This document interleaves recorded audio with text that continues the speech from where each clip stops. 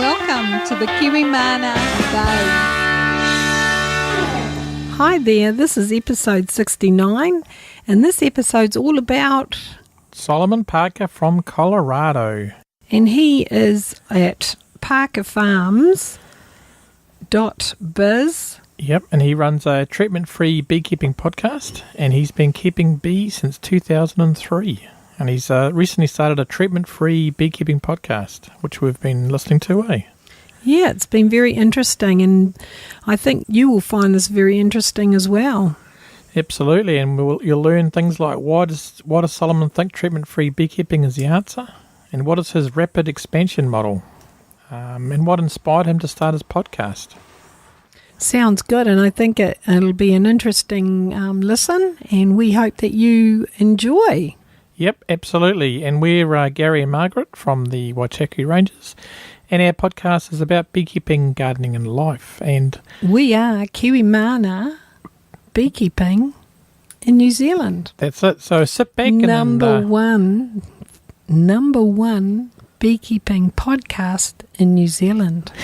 That's right. Indeed we are. So if you enjoy the podcast, please subscribe in iTunes or Stitcher or any other RSS reader. And we don't appreciate forget it. to join our free newsletter if you're not already on there. It's free, and yeah, that comes out to you through your email and is awesome and lets you know what we're getting up to. Absolutely. And the show notes for this one will be kiwimana.co.nz/69 or /Solomon. So sit back and enjoy Solomon Parker.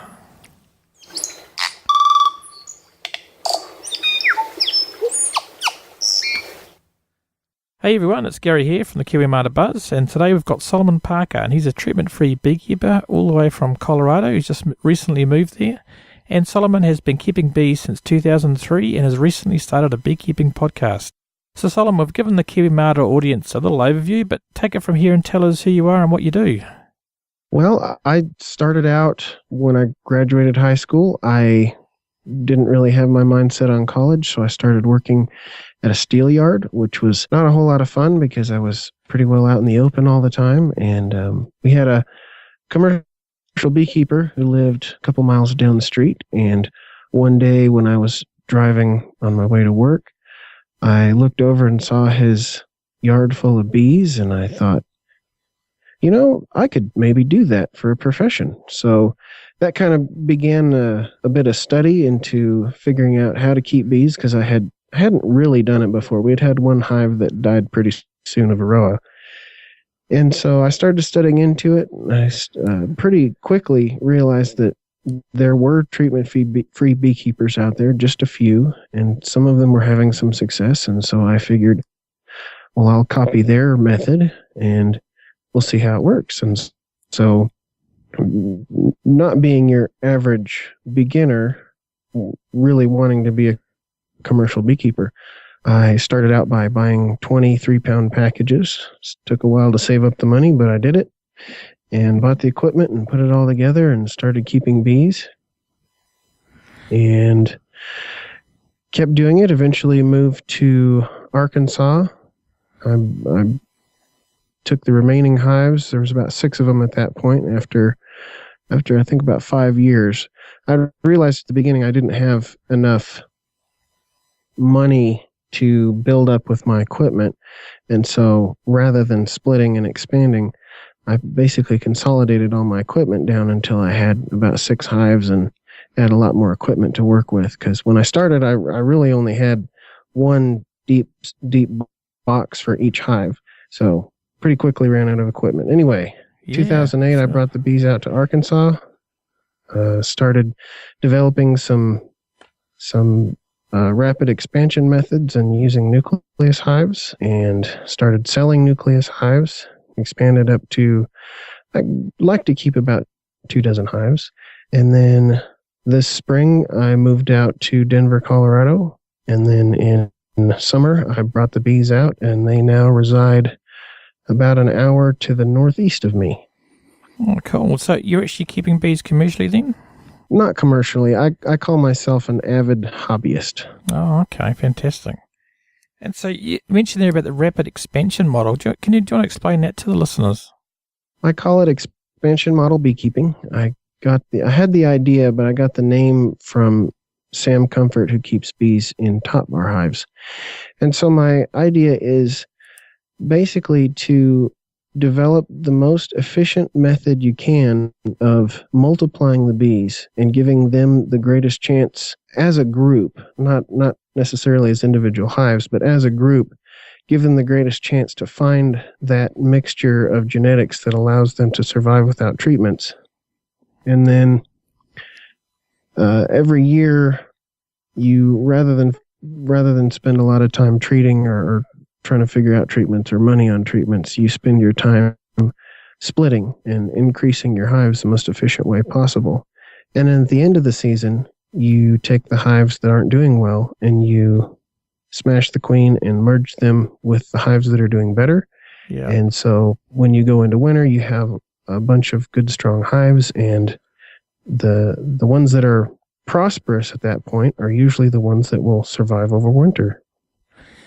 Oh, it's awesome. So you're kind of like breeding from the survivors and you're trying to actually perfect a treatment-free bee, aren't you? Yeah, I guess you could say that. I'm not really trying to create something I can export. I'm really focusing on the method rather than the genetic brand. Yeah. Oh, cool. And what inspired you to start a podcast? Well, I was unemployed starting last October. And so I had the bees to think about, and I had a couple other things to think about. And the idea came to me. There isn't really anybody doing a podcast quite that I knew of the sort of beekeeping that I want to do. There were natural beekeeping podcasts and organic and other things like that, but I wanted to have something that was totally treatment free. And I had started a Facebook group about a year and 2 months ago. So I had that already, and it was a growing community, and I thought this is a perfect opportunity to take my love of sound, because I've done sound engineering in the past, and my love of bees and talking about bees and desire to share what I'm doing. So I started the podcast. Yeah, it's a fantastic podcast. So we'll include it in the show notes for people out there. And the show notes for this podcast is going to be kiwimana.co.nz/Solomon. Oh, that's awesome. And your Facebook page is really going well, isn't it? The group there, and I think it's got some good people there, and they're all very positive about treatment-free beekeeping. So it's awesome. Yeah, I've had a lot of fun, and it's great to gather around yourself a lot of like-minded people and talk about the things you love. Yeah, absolutely. Because I do find a lot of the forums are quite hostile to treatment-free beekeepers, and they kind of they're not so positive about it, I would say. Yes, I have definitely found that myself. Yeah, absolutely. So it's an awesome community there. So we'll also include it in the show notes for everyone. And so predominantly, what kind of hive do you keep there, Solomon? Is it mainly Langstroths? At this point in time, I keep all Langstroths. I started out in all deeps, so I kept all deeps for about the first 9 years or so. And then I started listening to Michael Bush with the idea that mediums are much lighter, and they are, especially when, for instance, I keep my hives rather large all the time, usually 5 deeps or more. And it's, that fifth one, I'm not a tall man, so that fifth one is often at head level, and pulling down a box that weighs 90 or more pounds at head level is quite strenuous, especially if you have to do it a bunch of times in a day. So I started keeping mediums, and so at this point I try to sell mostly deep nukes and a few medium nukes to kind of spread it out. I'm not half and half yet. I'm about 15% to 85% at this point, still expanding on the mediums. Yeah, it's a great idea. I've talked to a couple of beekeepers, like we interviewed Michael as well, and I think Linda Tillman as well. And they all keep medium boxes, and in New Zealand, for you New Zealand guys, it's 3/4 boxes, we call them here. Okay. Yeah, that's awesome. What excites you about beekeeping, Solomon? What excites me about beekeeping? I love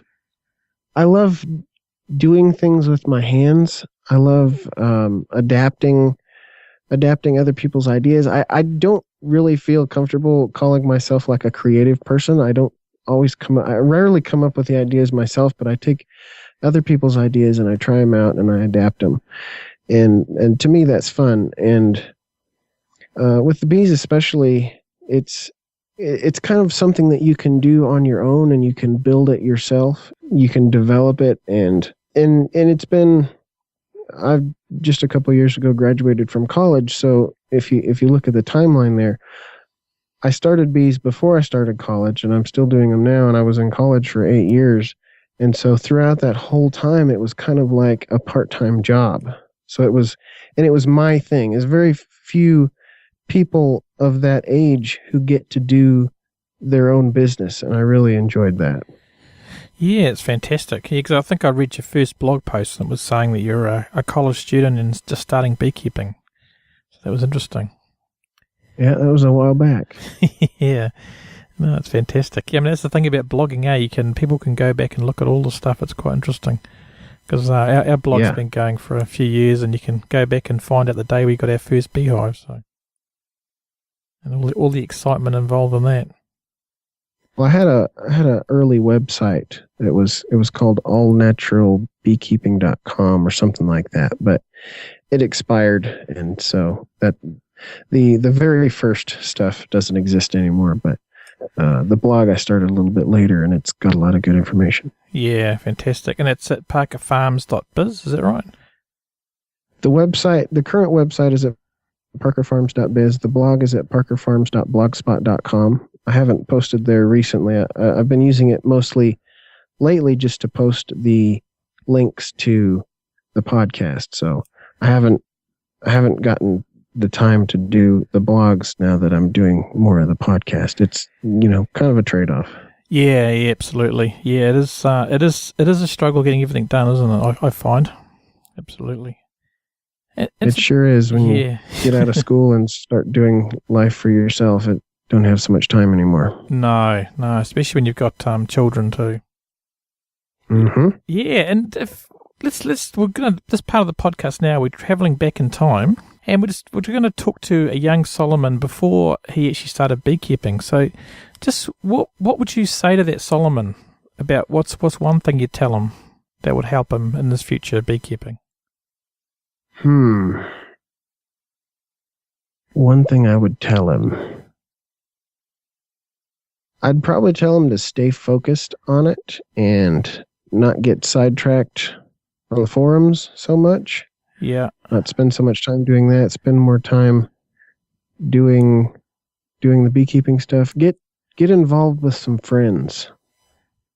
Find some people, hopefully in your neighborhood, but in your area, who do the same thing, and hang out just socially.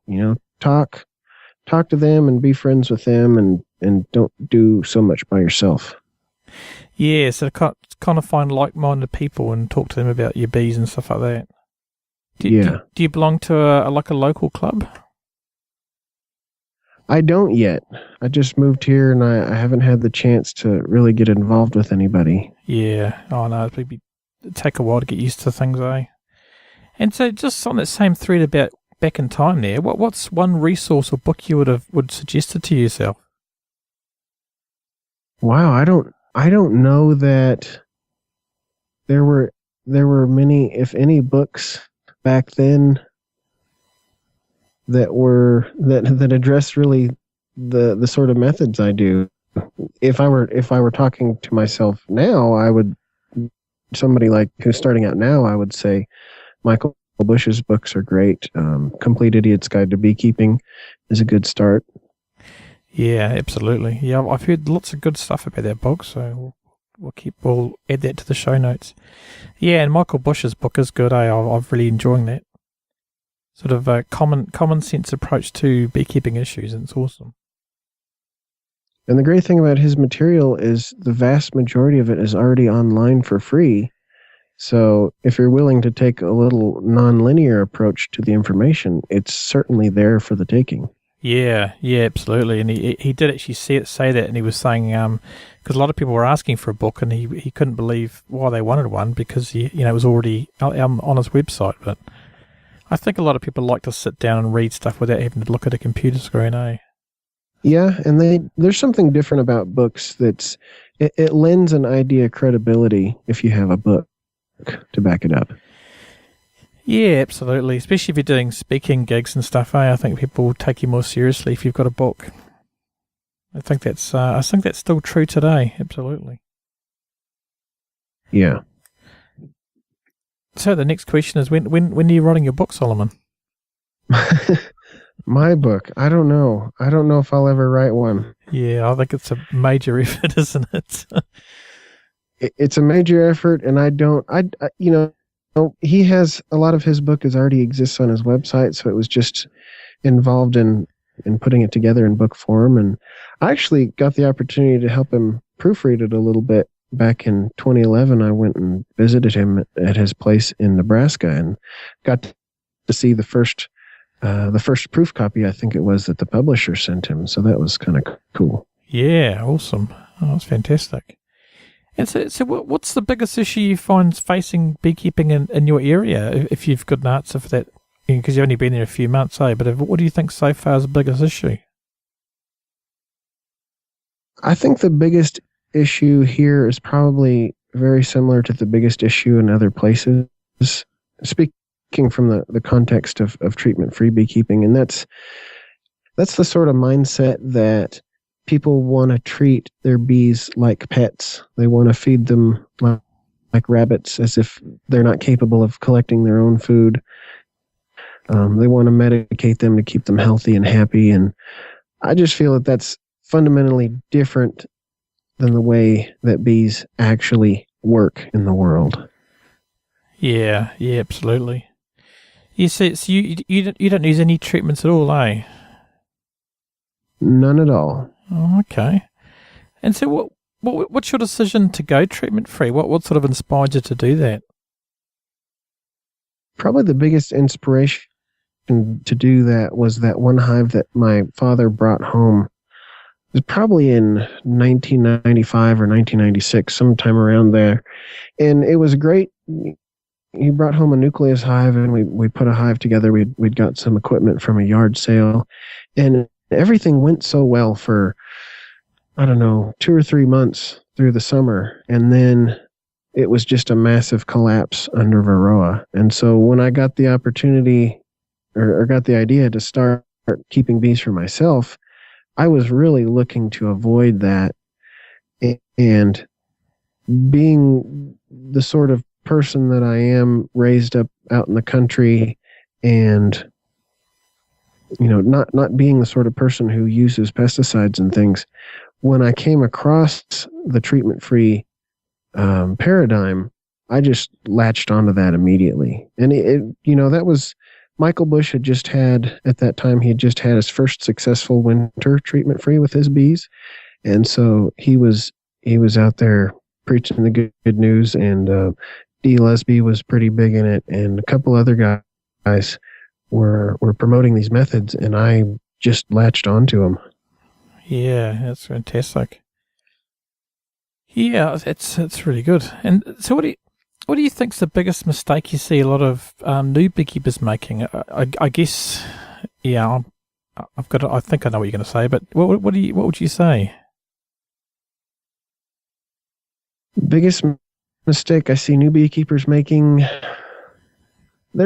I think there's a lot of small mistakes that culminate, and probably the number one at the top of the list is buying bees from somewhere else.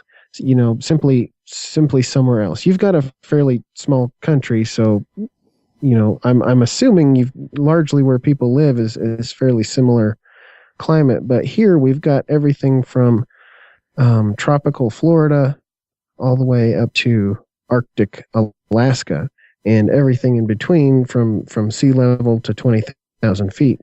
And the vast majority of the package bees come from California or Florida or Texas or Georgia, but the vast majority of people live somewhere further north. So they often get bees that really have a lot of trouble surviving that first winter, even if they're good treatment-free bees or some other really quality source. Yeah, because I think it's all about having bees that are adapted to your local surroundings, aren't they? And obviously, if you've got bees from Florida, they're not going to work very well in like New York, are they? I don't think so. No. There are people who are more experienced who can get it to work. And so you'll see more experienced beekeepers saying how good packages work, but you just see so many beginners who get their bees and everything's going wonderful, and they just die out that first winter, and they're just left kind of depressed about the whole situation. Yeah, I think it's a real American thing where you guys have packages, eh? Whereas we all only have nukes here. We don't really, you can't really buy packages. So, well, that's good. Yeah, I think it is, and I think the thing is, it's because a package is basically a certain amount of bees and a queen that's in a cage. Is that how to describe it? Yeah, they go through a hive and they take out the frames and they shake the frames into a big funnel, which goes into a big cage, and so they meter out typically 3 pounds of bees, and they add a queen freshly pulled out of a mating nuke, and they put her in that box full of bees, and they put a can of syrup in there, and they button it all up and ship it out. Yeah, so the bees that you get with it aren't her daughters at all, are they? They're not related at all, probably. Exactly. Yeah, well, I can see why they often fail, eh? In fact, a lot of times, because certain strains of bees build up earlier in the spring, the strain of bees that the workers are made up in that package are not only not related to the queen, but they're of a different strain altogether. Oh, okay. Oh, that's interesting. Yeah, so you would recommend people try and look out for nukes, or if they can try and get wild swarms, would that be a better solution? Nukes, wild swarms, if you have a local friend who's a beekeeper, give them a bit of cash and take a split from one of their hives or more of their hives. The other thing is I like to recommend people keep at least 5 colonies so that they can do things that you can't do with one colony. Like if one colony goes queenless, you can take a frame of eggs or open brood and stick it in the other colony and give them the opportunity to build a new queen. You can equalize between the hives, brood in the spring if you like, or certainly honey in the winter, so that you need to feed less or not at all. Yeah.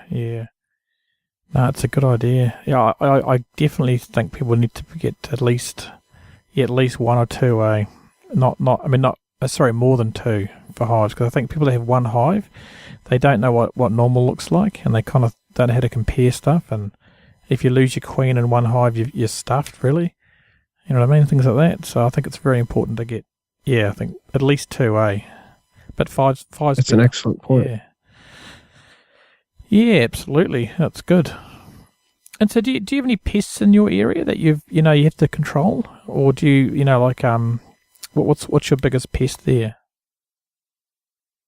When I was in Arkansas, we had wasps. I wouldn't say they were a big pest. They were always around. They never seemed to get the jump on the bees very much. One thing I had one problem that I had was skunks, and skunks would come up and basically just eat the bees. And so at a time in the spring when the hives are supposed to be doing their best building up and growing, several of the hives were totally dwindling and seeming like they weren't going to make it, until I discovered the skunk problem, which I fixed by using upper entrances on the hives rather than lower entrances. Oh, okay. So is it actually reaching into the door and grabbing bees?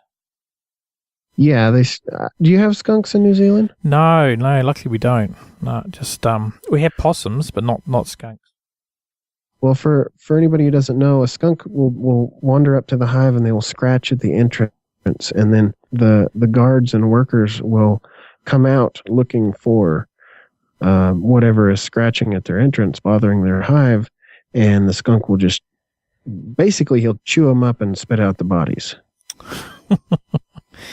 Oh yeah, that's a worry. I've heard some people that's why they raise them up, so that the skunk has to like get on its hind legs. And I think does that make the bees? Does that deter them at all? It does, but you have to get them up fairly high because a skunk's about the size of a really fat house cat. Yeah. So, you need them to be up maybe 2 feet or more. Yeah, we have a lot of trouble here with wasps as well. Are they the yellow jacket wasps that you guys call them? These wasps were more. We've got a number of different types of wasps. The 2 major wasps are the paper wasps, the ones that build the paper nests, and then the ones we call mud daubers, which build mud nests. And then also we have the hornets, which are the yellow jackets and the bald-faced hornets. And in Arkansas, there weren't too many hornets, but there were plenty of both types of wasp. Yeah, oh, wicked. Yeah, we just had James Rogers on from Japan on the podcast, and he was telling us about the Japanese hornets. Have you heard of those? They're like massive. They're about. Yeah. What are those called? Vespas or Vespa hornets or something like that? Yeah. They're like 2 inches long, and they can chomp a bee in half in one bite, and that's them. Really terrible things. And apparently they sound like helicopters when they're flying over your head. That's horrendous. Well, that's a pretty large insect. Yeah, because I watched a video of all the Japanese honeybees. Actually, they've got a method where they surround the hornet and actually cook it. But the European honeybees haven't adapted to that yet, so they don't do that. So unfortunately, they just I've heard about that. Yeah, it's fascinating. It's fascinating, but I'm guessing the European bees will take a while to work that one out. Yeah, that may take quite some time to figure that one out, if they ever do. Yeah. It's a genetic adaptation like that. It's either in there somewhere, or it's a mutation that has to be worked out, and it's a very interesting concept. Yeah, absolutely. Yeah, I mean, we do have big problems with yellow jackets in New Zealand. Actually, just and I was inspecting a hive this morning, and a yellow jacket just landed on the frame in front of me. So they're very bold. But as long as your hive's strong, as long as your hive's strong, they're usually okay. But if you have a weaker hive, they tend to keep hammering it all the time. I haven't seen any get quite that bold here. I've never seen. I don't think I've ever seen a hive actually lose out to hornets or wasps. Oh, okay. Yeah, we've actually lost hives because of a wasp attack. So they basically send the whole colony goes into there and it kills them all. Excuse me. So yeah, they're nasty little beasts. I used to go after them with my favorite way to kill them. This is probably terrible, but my favorite way to kill the underground nests was to get a lighter or a match and spray fire into the entrance with a can of spray paint. Actually, it doesn't really burn the nest. They suffocate very quickly because the fire burns up all the oxygen. Of course, insects use a lot of oxygen as well, so they end up suffocating within about a minute or two. That sounds dangerous, but Solomon. So, any kids out there, don't try this. Yeah, we did. I mean, full disclosure, we did light some stuff on fire, and the fire department came and put it out and yelled at us. So that did happen. Yeah, absolutely. Yeah, we generally, what we do is we get like a half a cup of petrol and pour it into the hole, and then just shove the bottle into it, which is probably not environmentally friendly, but that's all we do. And that just the fumes tend to kill them all. So that works too. Yeah. No, absolutely. Yeah, but we never light it because I think some people have tried that and it actually explodes because of the fumes going to. Well, that's the fun part, though. We're trying to be a safe show here, Solomon. We're trying to promote safety. What are you doing there? I've got a bit of petrol in a hole, I do. Yeah. Where's the dynamite? This isn't Jackass TV. Yes, do as I say, not as I do. Exactly. So, what's your plans for next season then? Because you guys are going into your winter now, aren't you? So I guess you're all going into your time of the year where you study books and stuff. But so, what's your plans for next season? My plans for next season, I would like to break out all my queen castles, my mating nukes that I use, and my 5-frame nucleus hives that I've built out of plywood, which I recommend to everybody. They're really inexpensive and easy to do. And I'm going to build back up to the point where I was before this year, because I normally like to keep around 24 hives, around 24, 25 hives. When I'm making nukes, I get up into the mid 40s of queen right colonies, including all of the nukes. And then between selling the nukes and combining them, try to get back down into the mid 20s in the fall, going into winter.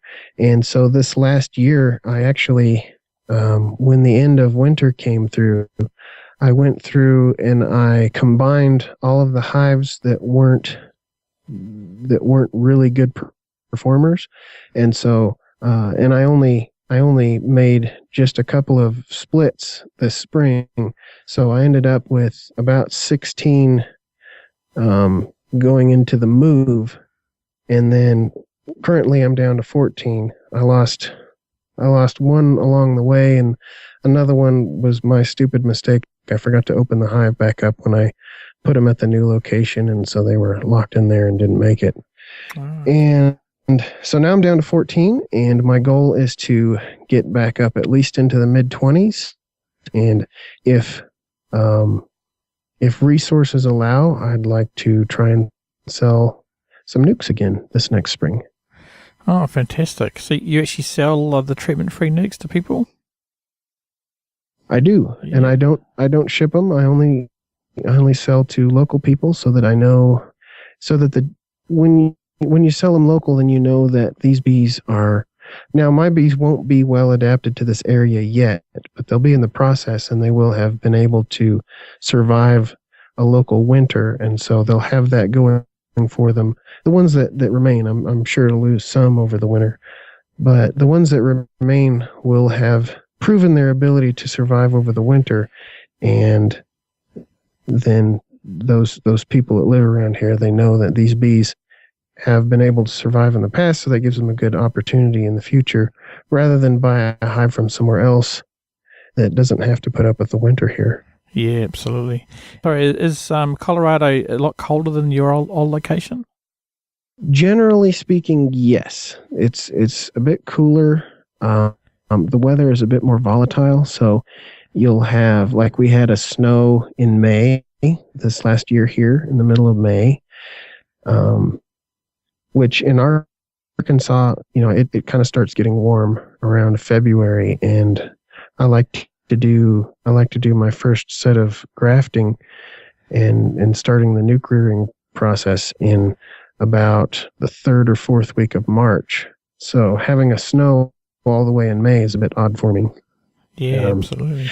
Yeah, it does. The record cold temperatures are quite a bit lower. They'll get down into the negative 20 Fahrenheit range here, whereas in Arkansas they typically get to approximately the 0 Fahrenheit range. So there's that. There's also where the bees are now. They're out in the plains, out in more toward the eastern side of Colorado. And so there's super high winds and blowing snow that comes down through there that I never had to deal with in Arkansas. Yeah, okay. Oh, yeah, you'll have to talk to Michael about that, because he has the same trouble with winds there, doesn't he? Oh, yeah, he sure does. When I visited his house, in his front yard, he had these bunch of cedar trees that were, somewhere between 1 foot and 1.5 foot in diameter, and I think 2 or 3 of them had been snapped off that year by the high wind. Oh, okay. Yeah, you gotta. Yep. So that'll be interesting to see how your bees get through the winter. Right? It'll be interesting to. We'll listen. We'll have to listen to your podcast when you go next winter. I'm interested. I mean, worst case scenario, I could lose them all in one winter, and that's possible. And so I don't want to do that. But I think it would be pretty odd to lose all 14 colonies in one winter. Yeah, hopefully, yeah. Oh, hopefully, though, it's not that much different, is it? So you should be okay. We'll all yeah, and we had fingers. a pretty harsh winter. We had a pretty harsh winter this last winter in Arkansas, and got temperatures down in the -10 range Fahrenheit. So, okay, there should be some ability there. Yeah, absolutely. And so, what's your plans for the treatment-free podcast or the beekeeping podcast? Has you got any plans for the future for that? Well, I've got. Let's see. I just did an interview with Phil Chandler, so that is in the pipes. I need to edit it, and we'll be posting in the next week or two.